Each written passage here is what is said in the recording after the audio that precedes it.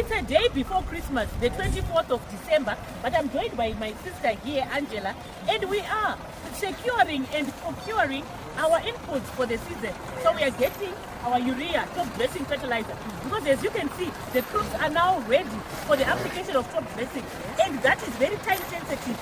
So even if it's a holiday season, we are out there making sure that we are buying our inputs. So fertilizer is very important. How else is fertilizer? It's very okay. Farmers, urea as well is very poor.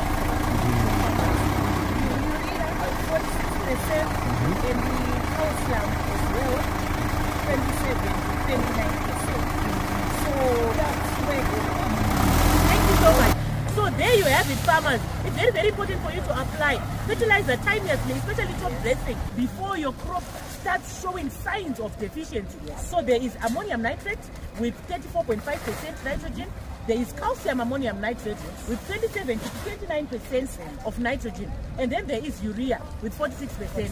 So depending on the weather endowment, the nature of the rains that you're getting, the moisture in the ground, you apply one or another with a deep understanding of how each one works. So it's very, very important. Make sure that you don't forget as you get into the holiday season. Thank you. Thank you so much, my sister.